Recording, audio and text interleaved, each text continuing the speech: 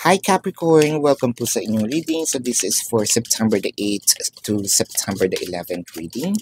Para po sa mga bago, don't forget to click the subscribe button, smash the like button, comment below kung kayo po ay nakaka-resonate and hit the notification bell. Kung gusto niyo pong sumali sa ating live sessions sa kabilang channel po yan, that is Babaylan TV. Yan po ang ating unang channel catered for our international audience. Nagla-live din po tayo doon, no? Kung di nyo maabutan, pwede naman kayo magtanong dito sa comment section as long as the question po is answerable by yes or no. Alright, Capricorn. So, I want you to know that this is a general reading. You may resonate with the entire reading or you may resonate with some bits and pieces of the reading. Take what's only yours. Capricorn. So, magsimula na tayo. Parang sinasabi mo dito, oo, mahal kita pero ayoko munang magpadalos-dalos, no? So this could be you, this could be your person. You can switch the energies. What I am reading here is dynamic. So ang nakikita natin dito, Capricorn is ginagamit ko, no? Or binabalanse ko. It's not just about using my heart, but I am also using my love. I mean, my mind.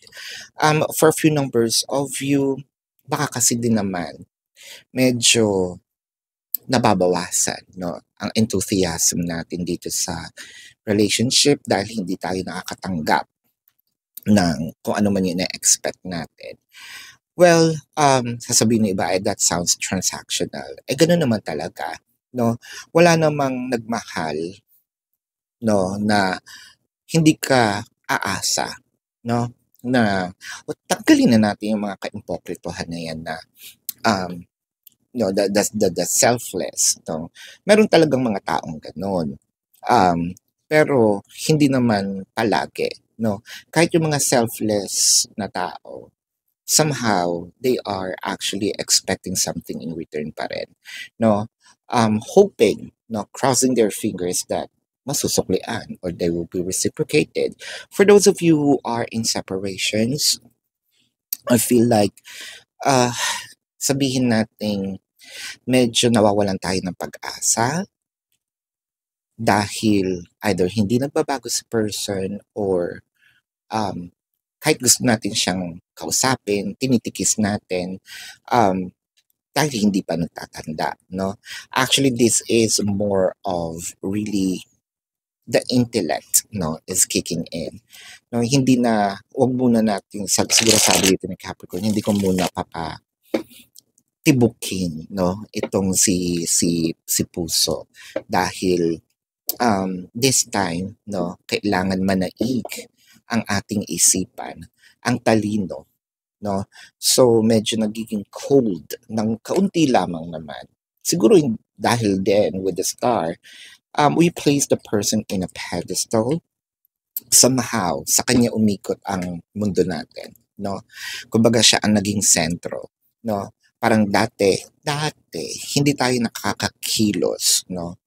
Nang walang update, nang hindi natin nalalaman kung anong nangyayari sa kanya, kumain na ba siya, gumising na ba siya, yung mga maliliit na details. So, we felt like siguro na napag-isip-isip din natin, actually hindi ito yung tanong na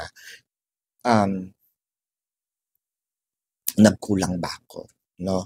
Ang tanong dito, saan ako nagsobra? Saan ako sumobra? Parang mali yung Tagalog ko. Saan labis, no? Nakuha nyo na yun, nahirapan tuloy ako. Saan ako sumobra? Ayun, saan ako sumobra? Saan ako sumobra sa pagbibigay ng, siguro talagang sumobra nga yung itong attention, affection, baka siguro, naisip din natin, no, na nasasakal yata si person, kaya medyo lumayo.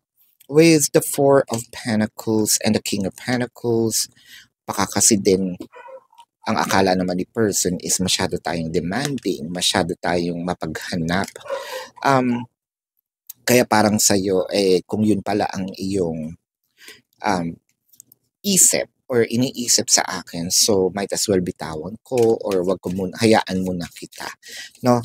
Baka kasi sabihin mo na napaka-controlling naman, no, Capricorn.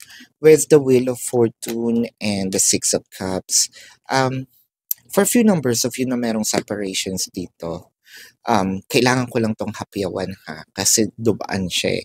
For those who are OFW, no, na yung separations nila is because of work, I feel like siguro mapaghanap ngayon si person natin, no? Nasaan yung mga pinapadala kong pera? Nasaan yung parang sabi naman ng person na naiwan dito, ay, patabi lang ba yun? Hindi ba ito dapat gastusin? Kasi, lalo na sa mga may anak, di ba? Syempre, gagastos kami araw-araw, di ba? Wow, with the Six of Cups in here, siguro nandito tayo sa parang downfall or naranasan natin yung downfall. Ano na kasi to eh, patayog na, palakad na. So, paalis na doon sa pagkalugmok, no? It's actually a part of life na minsan talaga nasa taas, minsan nasa baba. So, siguro nasa taas kayo dati, bumaba, pero paikot na naman siya, no? Actually, there's a huge amount of money that's about to surface. With the Justice and the Three of Pentacles, I feel like naghahanap tayo ng way ngayon, paano kumita ng pera, no?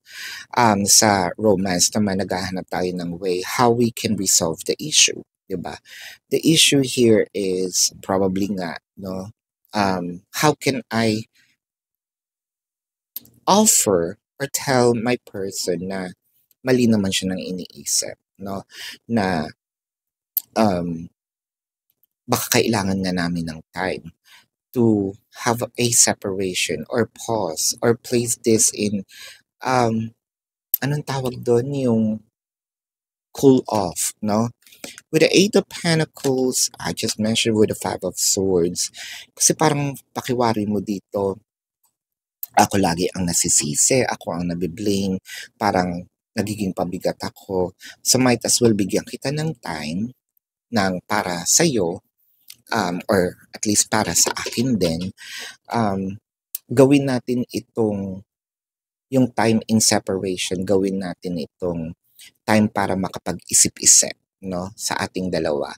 Time para ma-re-evaluate natin ang isa't isa, no? Hindi pa sa ngayon, I am not ready yet.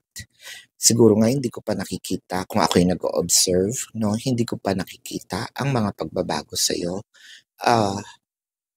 Hopefully, na someday soon, no, kasi nalulungkot din ako, pero mas pinapairal ko muna ngayon ang aking isip, no, bukod sa aking puso. Pangalawa muna si puso ngayon, no? Tough love, kumbaga. So let's check here your emotion. This could be your person's emotion or Capricorn's emotion, no? Siyempre nakabaligtad, hindi ko mababasa. I need to sort things out first before I can come to you, right? So dapat lang nga naman, no? Hindi, ito nga yung sinabi ko kanina na hindi basta-basta ang sabihin natin mga move, no? Calculated ang mga move ngayon ni Capricorn. More of isip, no? Mas pinipigilan niya. I need some more time before I can come to you. So, I think that this is a very strong, no? Word of there is a need of time. There is a need of cooling off and separation, for the both of you to figure things out, no? Pwede siguro din gusto kong makita mo ang importansya, no, ng wala ako. Ang importansya ko kapag wala ako. There you go. Capricorn, let's check your person's zodiac sign. This could be their sun sign or a placement in their chart. So I'm seeing Sagittarius, Taurus, Virgo, Libra, Capricorn. Uh, did I just said Sagittarius? Yes, Pisces, Aquarius. So Capricorn, this is your reading. Again, para po sa mga bago, don't forget to click the subscribe button, smash the like button, comment below kung kayo po ay nakaka-resonate, and hit the notification bell. Kung gusto niyo pong sumali sa ating live session sa kabilang channel po yan, that is Babaylan TV. Yan po ang ating unang channel catered for our international audience. Ano po? So, kung di nyo maabutan yung live sessions, pwede naman kayo magtanong dito sa comment section as long as the question po is answerable by yes or no. Kilala nyo ang sarili ninyo, Capricorn.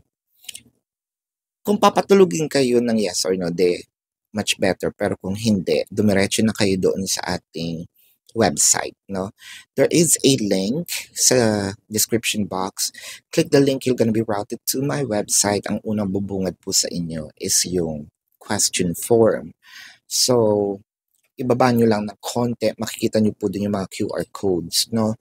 QR codes are labeled. Ayan. So, nandun how much per question, the name, the number for your reference. I also created the 4 questions plus 1. So, take advantage of it. Kung susumahin nyo, oo nga naman. Discounted na yung 4 questions, may libre pang isa. If you want to book a private reading, nandun din po siya sa description box. Doon sa QR codes. So, Capricorn. Ayan. Kung hindi kayo nagmamadali, pwede kayong sumali sa raffle. And by the way, congratulations! May napasara na naman tayo na fake account. So, keep continue, no, the reports, and then screenshot yung report po ninyo.